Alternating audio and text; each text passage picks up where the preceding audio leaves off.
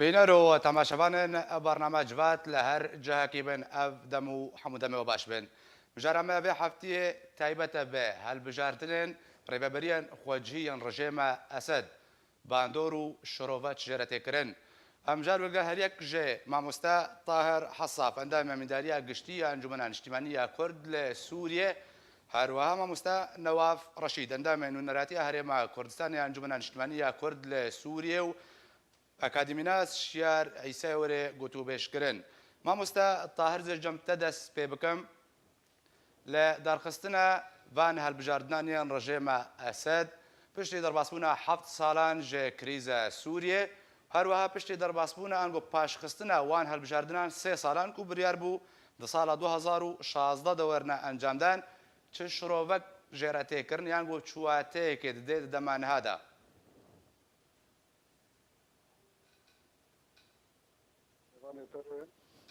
مامۆستا تاهر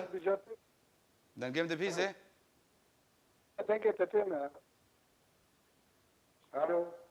مامۆستا تاهر کەرم کە ئەگەر تە پرسیار بهیست بێ کەرم کە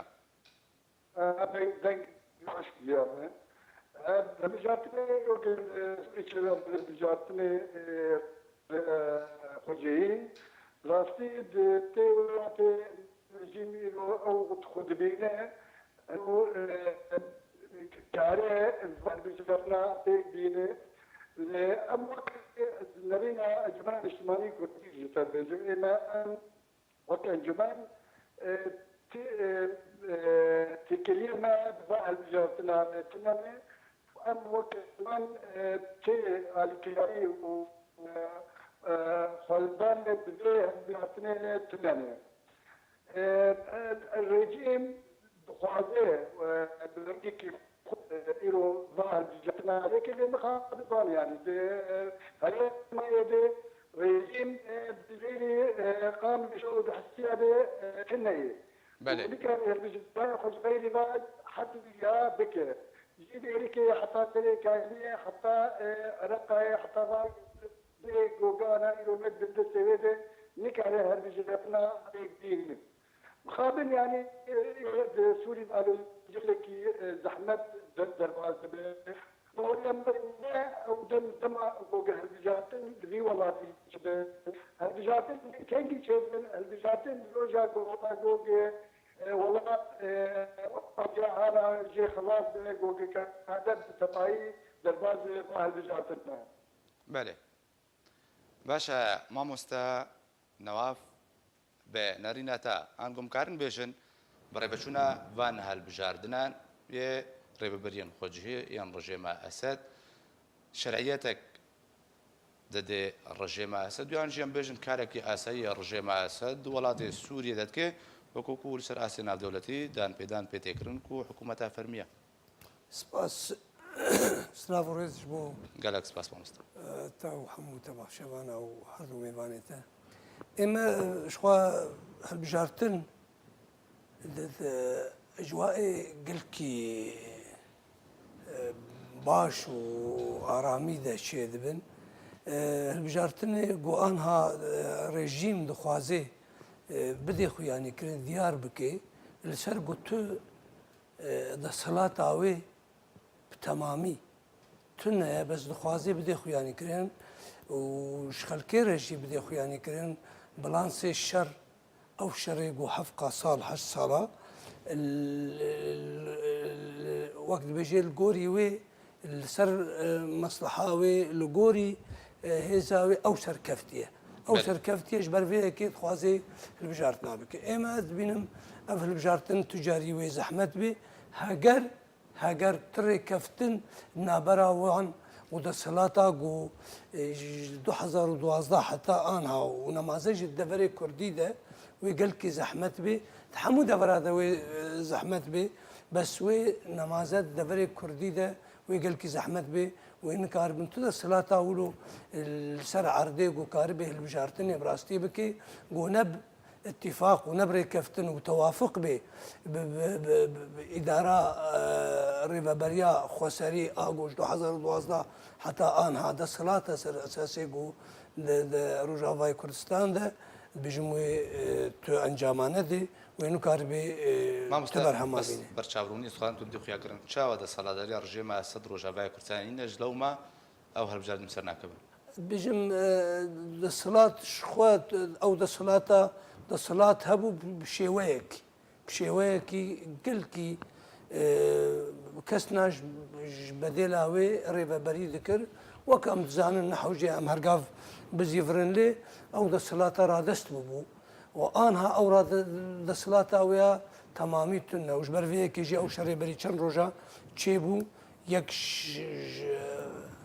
سدمه و هر یکی خوازه ببیجه تبصر عرضه تنه حتى كيجا دبري ويقاربن توافقي واتفاقي بكن حتى اني جوفان هل بشارتنا بسري بيجم ويقول كي زحمت بي بر ازد بيجم جاليه دي جرك مستطاهر تشتقوت جرك انجمنان اجتماعي كردي انها برولك خوابليزي سرفي لوازي زي مثلا هەلوێستا ئەنجومەنان نیشتیمانیە کورد لە سووری مامۆستا نواف بەس بەردەوام ئەوە چەند ساڵە شرۆڤەکار بەرپرسێن ئەنەکە سێت بێژن و ڕژێم هینال سووریە ڕۆژاوای کوردستانی مایە بتەنێ هەبوو ناوخۆی بەردەوامی بە هەموو ئاوایەک هەبوو بەس بتەنێ پێدێ دەسەڵاتداریژێ وەرگرت و نەها چاوە نەمادەمەکو هەڵبژاردن وێرنە ئەنجامدان و سەر ناکەوێت چاوە ڕژێم لە سووریە نەما و بەردەوام حتاوکە ئیرۆژی بەری بێ الصلاة ويا لسر عرضي القلق جاء انها زيدي دا صلاتك لسوريا هي جبلي روج افا زيدي دا صلاتك لسوريا هي دا صلاة ريجيما سوري بتمام سوري تنا جبر في كيجي تسبيكا ريكفتني قلناف كوما ناف دولتي دا تشيبو روسا اما جا بيكر دوی دصلات وگره بزیوری همو دوری کردی بزیورن دبن رادستی رژیما سوری ببن و د چکدار نمینن چک نمینه حتی کاربن تشتکی سر میزه چاره سری ببه آنها ایرو روز البجارتنه آنها بجموین کاربی تشتکی بکه اویا وک بعربیت بجن تسجيل نقاط خوازي بدي خوياني كرينش خلكيرا از خورتم السر عرضي هما بس وين كاربي انجامها بدي وين كاربي تشتكي بكي هجر تري كفتني السر عرضي بإداري جو انها خوجهي وك بيدا هجر تري كفتنا بوارنكي وين كاربي تشتكي باشا كاك شيار وكا اكاديمي ناسك نارينا تاج بريفاتشونا فان هالبجادناني رجي مع سد تشيا قالوا وشباندوري لدوزا قال كرد بكي لروجافاي كورساني اگر هاتو او هالبجاردن هاتنا انجام دانو بسركتي بريباتشو بله دمباش سلاف بو مامستانا و ظاهر قالك سباس ماموستا وش بينارانا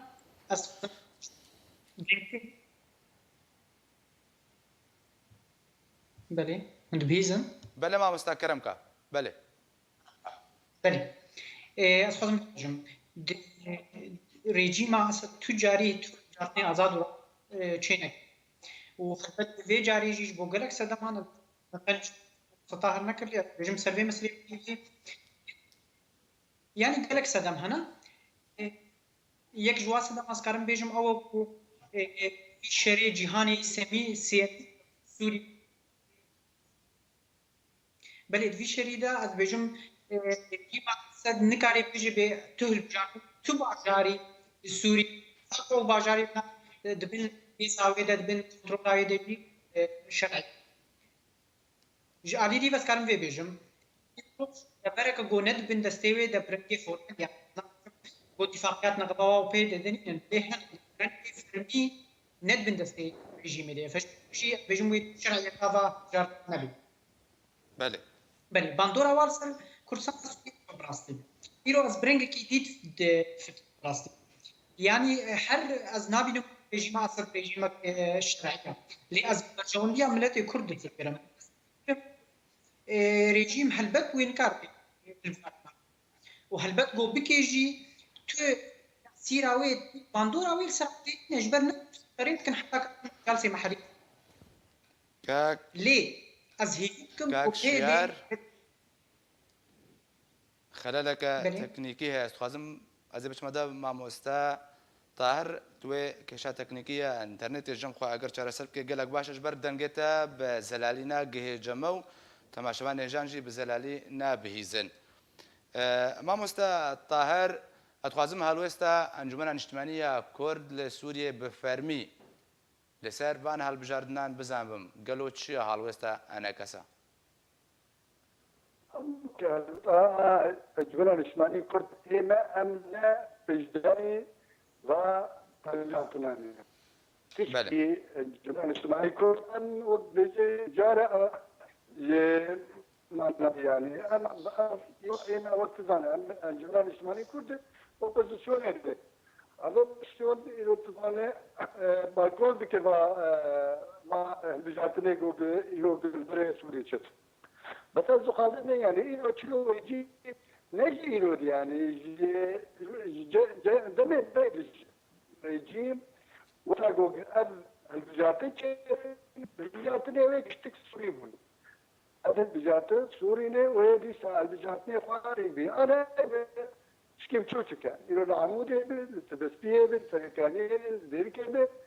تشكي تنا يعني حتى صندوق تنا بس بنا رسمي بوي بلبلا ديريكي تشوي بلدياد تشوي بلدياد تشوي ابو انا كان راسل بيكون بري او شركتني وهاتني دانين وخلاص جيبوا يعني رجعي له تطلع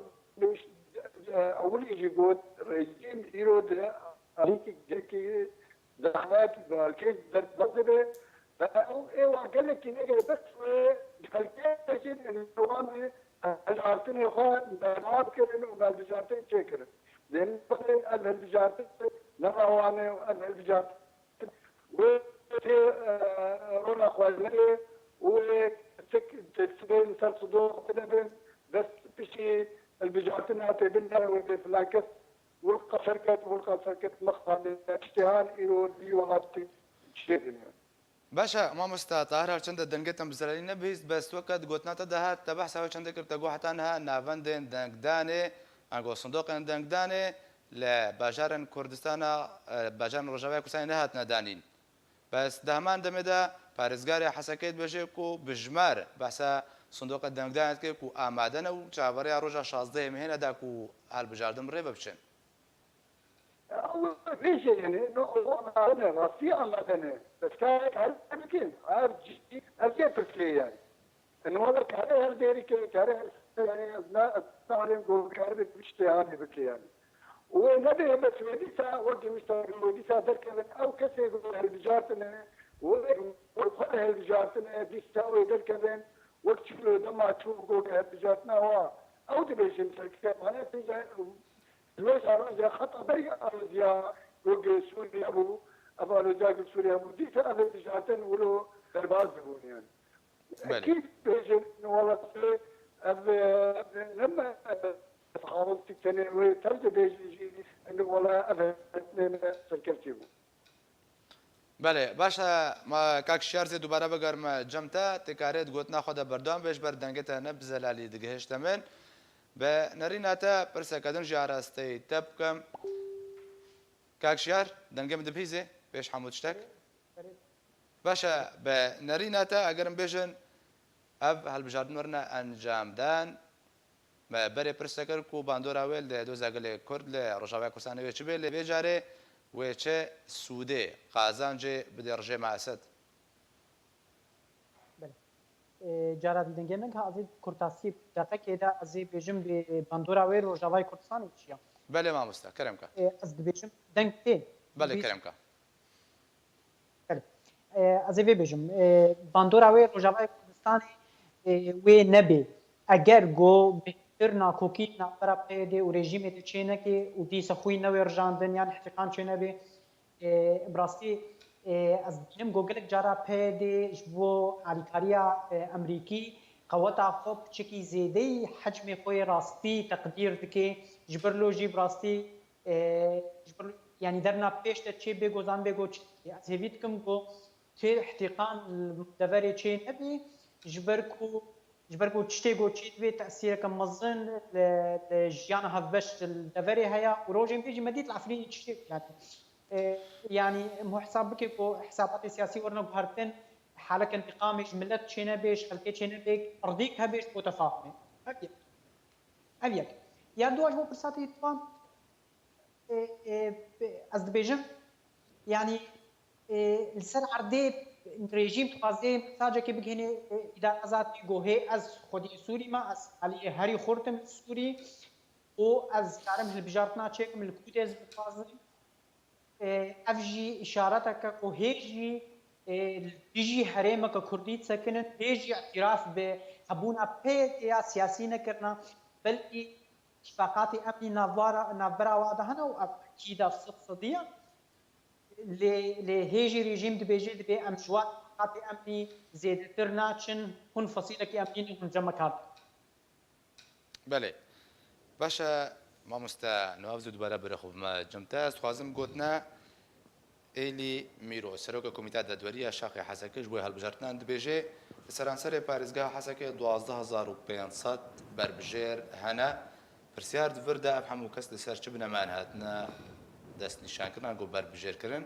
وژە چ دەمەکێ با ڕژێمە ئەسەد بە وی ڕەنگی وها دیموکراسی بۆ دیموکراسی جێ دەکێ مێژووە ئەنگۆ دیرۆک ڕژێمە ئەسەد بناوبانکە دە هەڵبژاردناندا بتەنێ پارتیا باس دەسەڵاتدارە تەبایە سووریە و گوتنەکە لە سووریە بناوبانگە قائیمە زڵک و دەهاتە خوارێ ئەف گوهارتن دە سیستەمان بێژن هەڵبژاردنە جەم ڕژێمێ مەبەستی چییە؟ اما از بجم خود تجاری رژیم سوریا ايش دسبيك هذا الصلاة او رژیم بعث تجاری هالبجارتني ديمقراطي تجاری چه کرنا دما که دا وقتی گو او دا صلاة بو ذكر انتخابات هالبجارتن چه دبو وخلقي خو كانديد كرن وداويا ويجي كسي نده جمارت بشي ويكي بناوي ديمقراطي تشتك ديمقراطي تتنبو انا ايرو روج ريجيم همبري وشخوا سنيال هذا ما مستشار اني زمان سنيال هذا اشارات هذا انه او بهيزه او خرطه او ايلسر عرضي انا همبري ويجي اقعد خد بيني ده الصلاه تبلو امريكا جي همبري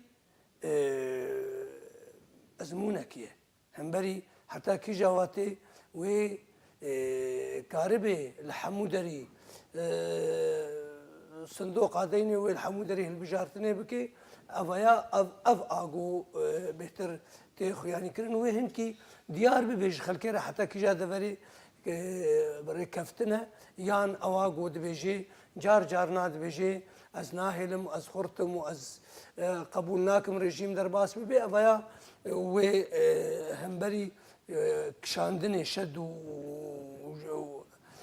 سستبون و شداندنه و اف رژیم حیا کجا دفره و کاربه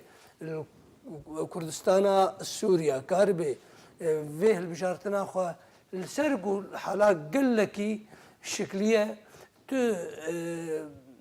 السرع بنجهيا وتنا بس سبيب بيجي حفقاس دنگدان چبون و بري ونوتو نه فاصله نه خلقي دنگدان دان وكاري ببيجي بس افايا شكيتي خوستن ببيجي افايا راسته جيب ويا يانا باشا ما مستا نواف بردوام روسيا وايران پشتوانی رژیم اسد دکن و هول ددن سر است ناف دولتی شرعیته که بدنا رژیم اسد ل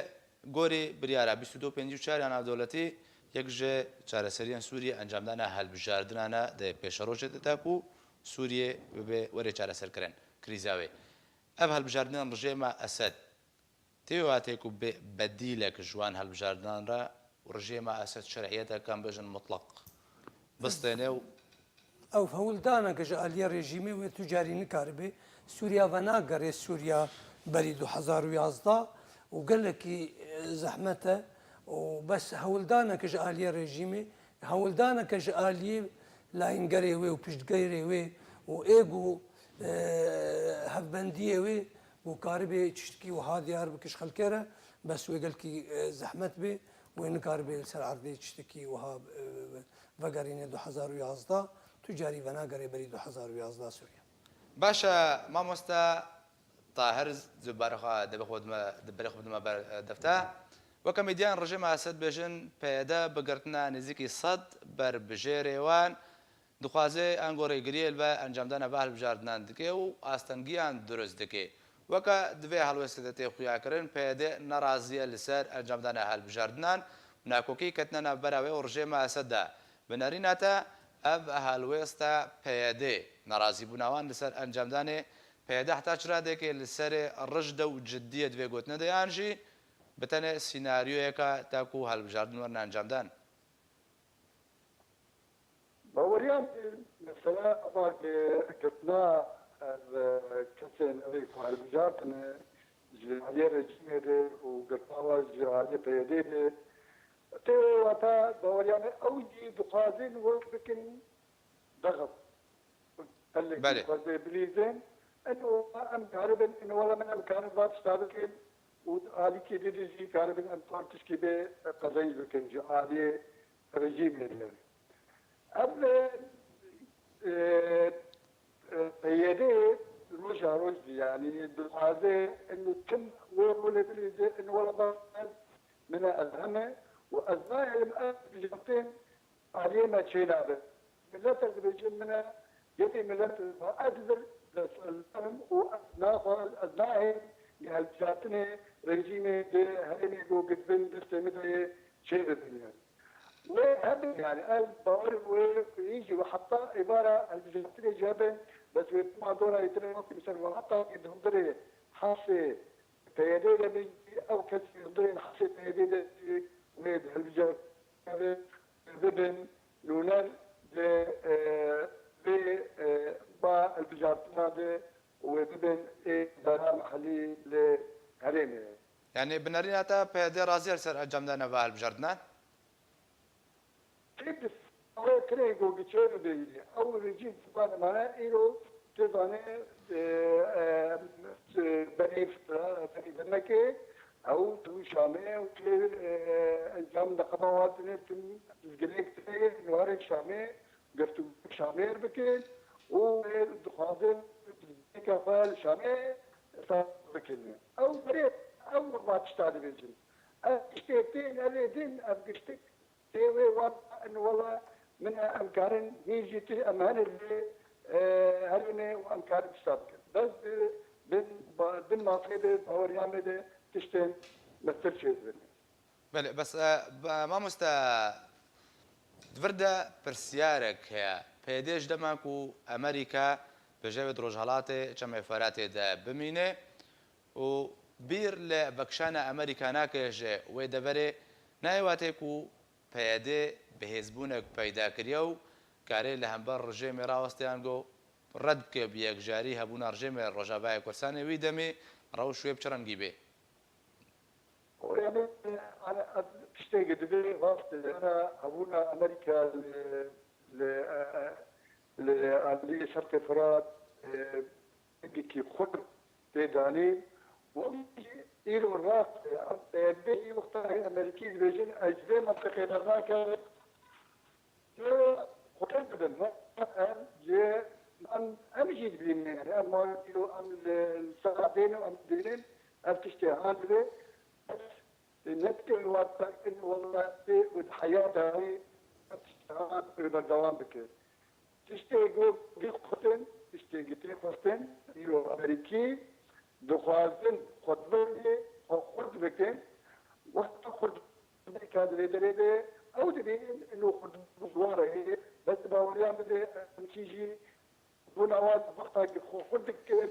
بيشت إيرانيا والبيشت روسار من أجل وقت الضغط لدرسة أمريكا إنه أجبه هرمي الزراعة جوجل هو تشتري جوجل أذربيجان هو بله كاك شهر زدو برا خود ما جمتا قالك سيناريوج برنا رجالات جمع فراتي را تنا پیش بینی کرن یک جواکو معنا امریکا وکن هم پرس ارستی ما مستکر طاهر حصاف کر بيجن كو بيدي بهزبونك بيدا كريا بنرينا تدفر ده هزن كردي اندن انا كسا كو سركا هزن كردي ونراتيا كردان كر سراستي نادولتي دفي تشب كي دفر ده خەڵک ژە هەڵوێست و سیاسەتاوی ڕازیە نا وەکە ئاکادمی ناس دەستپێک دەستخوازم وێ بێژم ڕاستی پرۆبلەمێک تەکنیکی هەیە دەنگێمە بەدەنگ چێ دەبێ دەنگێمە ئەس پەیوم دیسەت بەگەرێژ مرا ڕاستی پرۆبلەمە گەرکی مەزنا از نکارم تەرکیز مامۆستا کەرم کە دەنگێتە تێ کەرم کە بله از هول دادم گفت پیوم بکم گفت دنگ ملمت وگره براستی از زحمت بینم گفت پیوم سکارم ترکیز بکم پیوم یعنی از پیوم و دنگ مجمرد وگره لی از هول بدم با برادران کنترل جی هول بن چاره سریع بکن ما مستکرم که بله عالیه کو اگر خلق اگر ملت ایماج ام کسیوی راضی بیان نه ایماز بیجم تو دراسه چه نکرنه یعنی از نکارم شکی موثوق و علمی جوار بیجم لگور دیتنا من کسی سرمدیات بینم خلقیت بینم دوستات بینم یعنی ناراضی بونک گشتی ناراضی بونک لسر اداء انجمن اجتماعی کردی هيا جبر از بیجم هیجی تبع چه بوی هیجی انجمن اجتماعی کردستانی کردی گو هلبجارتنک آزاد و رواج به و به گلک دنگاج پیدا بهتر بین ایکوت هیویا جت کت گازنا جت کی اجی و خلک گو گازنا جت کن مهیویت کر وک هیزه که گوتر تاکا ثانی هی وک گو ام جاب خود بین اغلبیه گلک کام قریبانا تشتکی بکه گو او ایرو سلاد داربانا نپیده گو دسپیکا گو شورش سوری دسپیکر خلق زانه به پیده یعنی از بیجم کاری بیجم بینه یعنی بلکه مسئله جلو بچکی معقدتر به یعنی ظروف ندیجه بیجم و هبن ليه بیجم دیسه مجلس بله ما مستا اجتماعی او چتی گو ما مستا طاهر اگر گوتنا که هت کاری کرم کی ما مستا دا زمان الجماعة الاجتماعية الكردية راس أنا ألوجي وجير سيد بن جعلي بهديدة دريا مدة وسري هذه من متى التي تزوجن والدور بالجماعة الاجتماعية الكردية أول إيرو برنجكي كردان تي زايد هرم تندري إنه سبي أب ونجي هدت كرد راجي وملتي كرد دورة أوروبية. بله كاك شيار كرم كا. بيج دوام كم سپاس بوما مستطهر إضافاوي. أسخازم في إضافة كم باش إيرو روش كاجبوا من سر روجي شوي نجرين ومنارونن بخزي ولوبانا. إيرو روج أنجمنا اجتماعي كاري شكي. باش عالیه نانتوی ایرو مثلا سوری گله کی مسترج مجلس یجوش پیدی جو رژیم سوری جی ایرو مثلا سوری گریدای عالیه نامنتویا عالیه نامنتوی هرچم یعنی اسکارم گلک صراعات الجهانی بيجمو باشا ما مستشيار از نخوازم مجاري دركم كريزا سوريا وكا خويايا جدست رجيم پیدا نه لاستی دنکو کریزا سوریه چاره سر کنه سر است نبنتوی وری چاره سر کردن امجاره ما او هالبجاردن اگر پیدا کشور اگر پیدا اب هالبجاردن رد کردن انگو وکا ما مستطاهر بشه پیدا هرودی سرجه معسد و راضی به انجام دادن هالبجاردن ل بویرن و داویه چه بوی دماکو پیدا دوری کا رجه معسد گلاب باران کرو جماره یک چکدان رجه معسد کشت ونهاجي نزيكي صد بربجير مرشح قرتيا تعهدي بلغنامه بوانفيسيا بالينامه بوانفيسيا داكو بجداريه دال بجاردان دنكن اف هنگابا بيدي اختان بجن دسبيكا بتيكشونا بيوندي نا وي ورجيما اسد ناب دسبيكا جبوي اباكرنا يكرزيكا كردي انغو في برسياري همان برسياري ارستي ما مستمع حسنكم قالوا انا كسش الجمعيه اماديش بو ركبناك كردي بله ما مستشار كرم كا بله يعني أتبجم تكري نبرة رجيم أسد و PKK دا تكري تاريخية تكري استراتيجية ليه روج أقو أمريكي درباس الصراع السوري بون جو آريكاري بهري ذكرن بشكل معادلة حتى جوهرتن جبركو بهدي بهتر عليه بيعلي دتشيجو دەڤەرێ بتەناخۆ کۆنتترۆل بکەیت خوازێ دەڤەر هەموو ژێرە بێت تەقاسمێ بە نظامێرنەکێ ئەفجی شتێکی ئەدبێژم خۆسایە یعنی چێکی طبیعیە گۆ هەر عالیەک خوازێ بتەنێ دەستلابدار بێت جالی دیڤژی ئەس دەبێژم وەکە گۆ دیرۆکە پارتیا کارکەری کوردستانی خوندی هەیەدێ یان پەکەکێ تو جاری وێ نەح ئەزر بێژ ڕێکەفتنەکە کوردیە ئەگەر ئەختێز دەبێژم پێکەکێ نەح ئەزرە ڕێکەفتنەکێرە کووردا بتوالیە کوردی نەباندومێتەنێرە ئەس بێ دەبێژم نەسەر ئەساسێ شتێکی ونها چێبووی وەڵا علاقەتا بنیزامرە یان جبەر نەجبەر علاقەتا بنیزامرە پەکەکێ ڕێکەفتن کوردار بکردن موروثا سیاسی و ثقافیە پارتیا کارکەری کوردستانی تیجی الهەڤهاتنایە ئیرۆ ڕۆژ یعنی ئەز بەحسەکێ زێکوولینەکێ لەسەر پێکەکێ چێ دکەم پێکەکێ ئاوا بووە سەر تەخوینە ئالیێدی هەر کەسێکێ گۆ پێکەکێرە نەمتفق بێ ئەو خاینە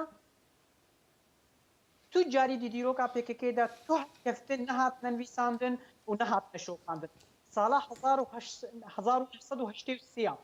پێکەکێ و پەدەکێ عێراق باشە مامۆستا شیار دووبارە ئەس نەخوازم ژێ دەرکەبم مژارەمە هەڵبژاردنن مامۆستا نەواف ئەگەر پێدێ ئەف هەڵبژاردن ڕەتکردن وێ چ باندۆرێ لە پەیوەندی ئەوان ژێمە یا پەیوەندە بەراوە ڕژێمە سەدە بکەیت پەیەدا توجاری خۆ بتەناخوا سەربخۆیی خۆ نەدیتیە هەگەر ڕەت بکێ وێ نەبتەناخوا ڕەت بکێ و هەگەر بەرەوانیە و قەدەخە بکێ و نەهێلێ چێبێژی وێ نەبتەناخوا بکێ کیرگەل بێ مامۆستا و ئالی بێرە ئیرۆ ڕۆژ ئەف شتێشخوا یەک جاریژی وەک مۆستەشیارش داخوێن یەک ڕۆژی دەستپێکی حتا ئانها لەگەڵ ڕێژیمەیە بەس ئانها پشتی ئەمریکا کەتیال سەرخەتێ هەنێکی خوا بەهێز کردە خوا حەز دکەی بدێ خویانیکردن کارێت شتێکی بکێ هەگەر هەرێ با ڕێژیمێژی وێ نەبتەناخوا هەرێ وێ بتەوجیه بە ئەمریکا یا کۆما ناودەوڵەتی وێ هەرێ و هەگەر ڕەت بکێژی وێ عینی شێوەیە ئێمە شتێک و ئەس دبینم وەختاگ و چارەسەریە سووریا نابێ نەل سەر کۆما مێزان ناودەوڵەتی بێ ئەف هەلبژارتنێ گوتبن تشتێکی ناکێ نە تشتێکی کێم دکێ نە شتێکی زێدە دکێ ئەوە گۆ مامۆستا شیار دەبێژێ ئەنجومەنان نیشتیمانی کوردی ئەنجومەنان نیشتیمانی کوردی حتا ئانها خودی ڕۆلە خودی باندۆرە و گوهداری لێ دەبێ لەسەر مێزا کۆما ناودەوڵەتی ئەوە ئاچەرە سەریە گۆ ببێ نە ئەف هەلبژارتنێ گۆ ئانها دەبن ش بۆش خەڵکرد دیار بکێ وای هینا ئەف دەسەڵات هەیە هەی و کارێ دەستی خۆدەی نێسەر سووریا نە ئەوە ئاگو چارەسەریە ببینێ ئەو مێزا کۆما ناودەوڵەتیە و حتا ئانها ئەنجومەنان نیشتیمانی کوردی گوهداری لێ دەبێ خودی ڕۆلە خودی باندۆرە خودی هەلوەستە سەر مێزا کۆما ناودەوڵەتی ئەوە ئاگو بهترە ئەف هەلبژارتنانە ئێمەز نبینم و شتێکی نەزێدە بکێ نەکەم بکێ سنیالن هەریەکی سنیالا دەدێ پێدە ئانها ئاگو هەری پێدە ئەو هەمبەری استحقاق ئەو هەمبەری ئەزمونونەکە ئەو هەمبەری بدێ خویانیکردن وێ کار بێ ڕەت بکێ یانەکە وەک 2016 گوچێبوویە وێ کار بێ چ بکێ ئەف ئانها وێ ڕۆژێ تێوێژمەرە بدێ خویانی باشە مامۆستا تەهەر لەسەر ئەگەرێ زێ بێتەرە باخبم ئەگەر هات و پێدێ ئەف هەڵبژاردن ڕەتکردن پەیوەندی خوا بەڕژێمە ئەسەدرە برین ئەنە کەسە ئامادەیە ڕێکەوتنێن گەر پێدێ بکێ ئەنگۆ ڕێکەوتنەکەن و لاپەرەکەن و بکێ كانجي أبتي وقتها جوجيرو لصاق ب مثلا كرديتي الفكرة وكان أنا جمنا اجتماعي كردي كاري رضا باشت هذه الفكرة مقابل الدور أو بجاتن النابن الباوريان بجاتن النابن وهي بجاتن بسرقة بين شنو وقت دا لكن انه بجاتن دربار بن شيبو نقرا بوني ونافعت الدانيجي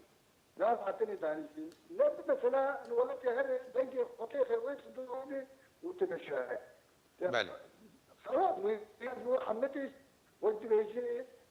برضو بس انه والله بيجي ولا بجاتنا لا بتوام كيف وبقرن لبتا وقهاتين لسه دنجانا مثلا تيجي ورتكناتي باور ابشان نابه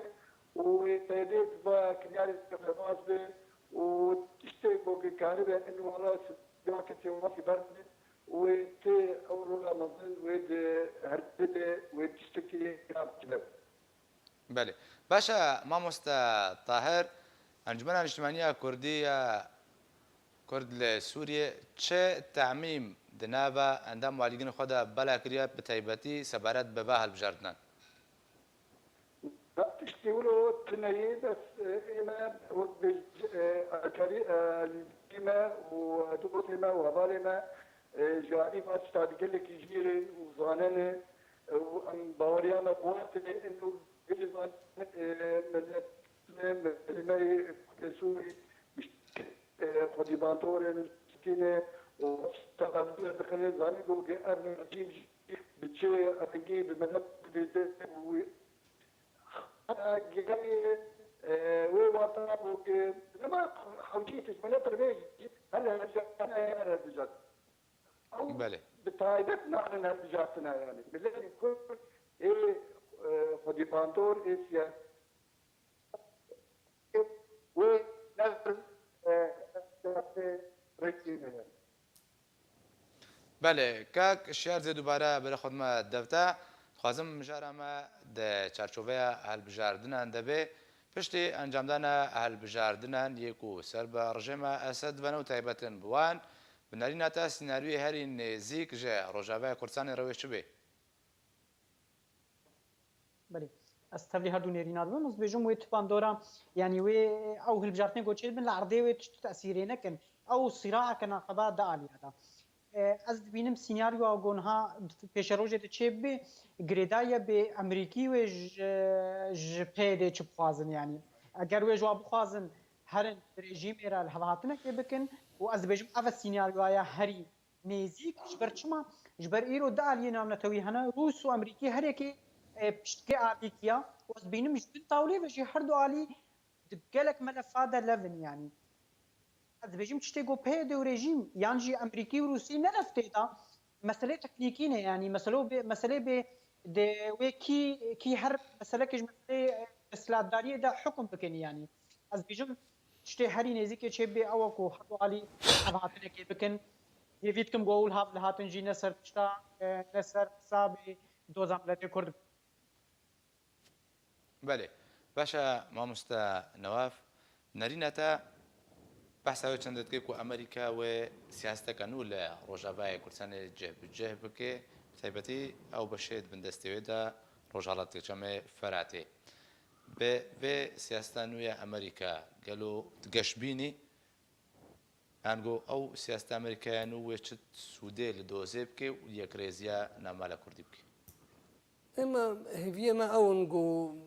امریکا کار به آرامیه ببی یک عامل آرامیه دورا کردستان سوریه ده بله آدنی بهتر گریدای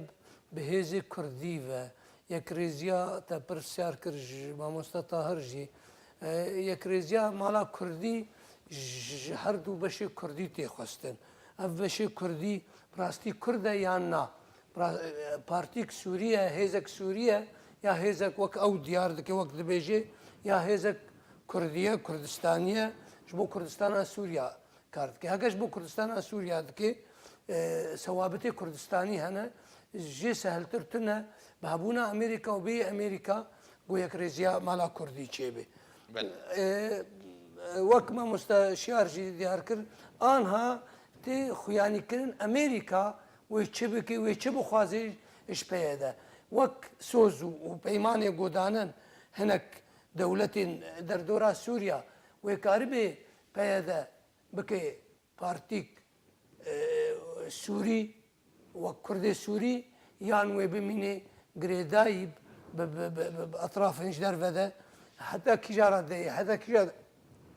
آستوي كارب إيفينا بكي وياب أمريكا وغريدايا هذي ما هبونا أمريكا